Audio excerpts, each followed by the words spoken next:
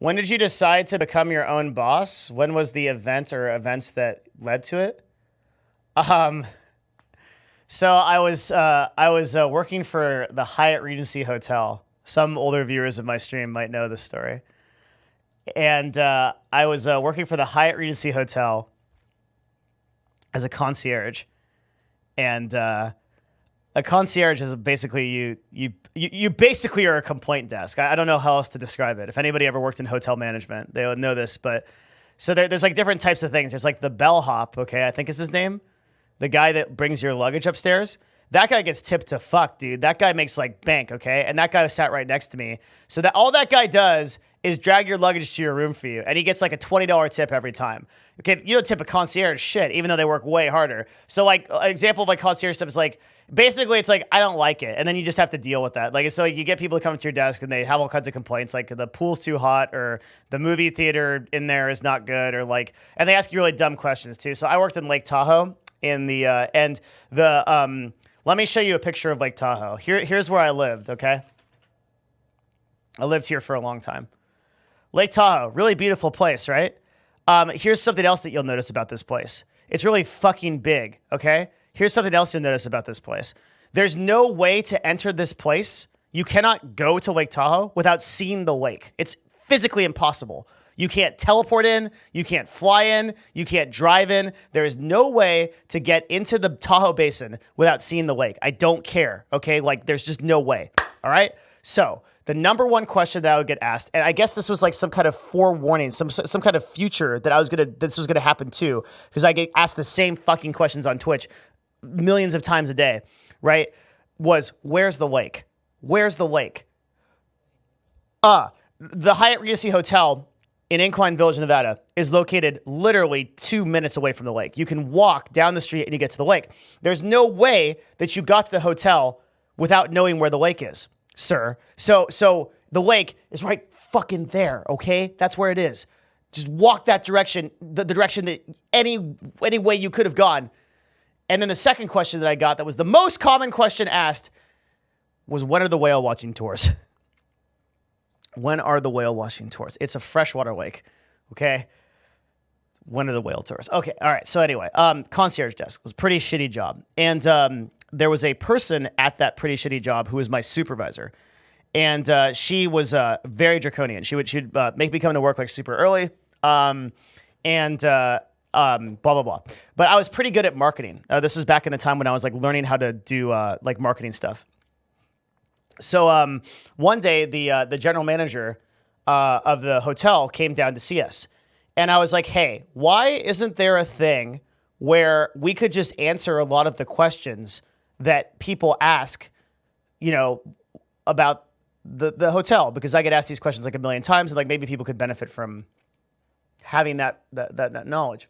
And he's like, that's a good idea. Why don't you make it? And I said, okay, I will. And I did. I made something called the Hyatt Happenings, which was like this little sheet of paper you put under everybody's door. And it just had like information about like what to do. It was cool, right? And they still use it to this day.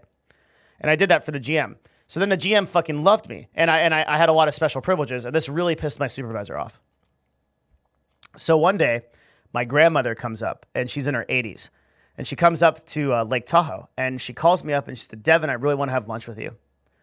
And it's probably the last time that I can fly on a plane, because apparently when you're like old, you just like can't fly on planes anymore. I don't really understand why, but like I guess if you're just old enough, you just can't fly anymore. You just can't do that. So she's like, this is probably one of the last times that I can have lunch with you, and actually was the last time that she came up. So she wanted to have lunch with me for like an hour and a half at a restaurant nearby. So I went to my supervisor and I said, hey, like my grandmother's up here. I really want to go see her, and I'll just take an hour and a half off and then I'll be back. And she says, you can't, and remember, she hates me. She's like, you can't leave your shift. And I said, why not? And she's like, because we're really busy and you can't just leave. You have a job. That's what you do. Like, you know, you have to commit to your hours. And I was like, well, I commit to my hours every day, and maybe there could be like a little bit of exception to see my 80-year-old grandmother. Would that be cool? And we're not busy. We haven't had a person come to the desk in 1 hour. And the only time that the person did come to the desk was to ask when the fucking whale watching tours are. So if I just put up a sign that says the whale watching tours don't happen because it's a freshwater lake, you fucking idiots, we'll probably be good. And I can go see my grandmother. And also there's another person here to cover for me. And he said he would. And the guy like raised it. Okay. No, you can't do it, no matter what. And then she literally says, if you leave, you will be blacklisted from all Hyatts. You can never work at a Hyatt again. And you can never stay at another Hyatt again. Now, I have, okay, so we'll go back on that later.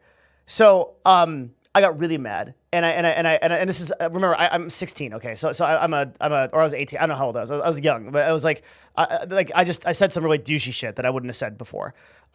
This chick was like in her 50s, so I was like, listen, here's what's really going on here, okay? You're above 50, you're mad because I have my entire life in front of me, and you are above 50, and you're working at a hotel, and so you basically make what you're going to make, and you're never going to aspire to that, and you're never going to become anything more. But I'm going to do much more, and you know that, and that threatens you. And so because of that, you're very mad. And I understand that you're really mad, but you shouldn't let that get in front of letting me go on an hour break because, it's okay. Some people are going to be more successful than you. That's just how it is. That's very condescending.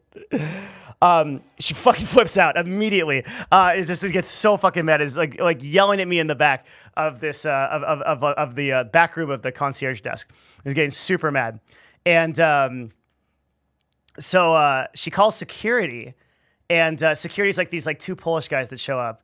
And again, I'm a huge douche. Like you guys don't have no idea. I'm embarrassed to say this now because it sounds like that happened, okay? But it's such a fucking embarrassing story. Like I would never fucking do this ever again, okay? But like I competed in martial arts all my life and I was very confident. A lot of people know this.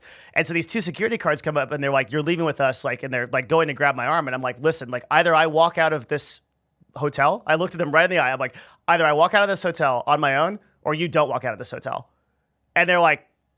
I was like, that was it. And I'm like, I'm walking off my shift. I fucking quit. And I went to my grandmother, and I went there for lunch. And oh, by the way, I have no idea if I was actually banned from all Hyatts or whatever. I haven't stayed at one since, or obviously tried to work at one. But I have no idea if I'm on some list or if that's a meme. I have no idea. But she said I was. She said anyway. So I went to my grandmother. And I said, I just quit my job to be here. And she's like, and she was fucking 80. So she's like, oh my God, that's so sad. Like, I'm so sorry that I did that. And she was taking personal accountability for it. I'm like, no. I'm like, listen to me. From this day on, I will never work for another person again. I'm never, ever going to work for another person again. I will never, ever be in a situation again where I can't take an hour to go see my own grandmother and someone doesn't let me do that. I will always have the freedom to do that no matter what I do. And you've empowered me to do that. And then, 10 years later, when she was very close to death, she was 91, I visited her, and that was after I was in CLG. I was living in Pasadena as the CEO of Counter Logic Gaming. I had done what I said. For the last 10 years, I only had worked for myself. I went to her in Stanton, and I said, I thanked her. I was like, Grandma, because you were there that day, I never worked for anybody again. And I lived true to my own values, and you did that. I wanted you to know that. And I saw her before she died. She died a little bit later after that.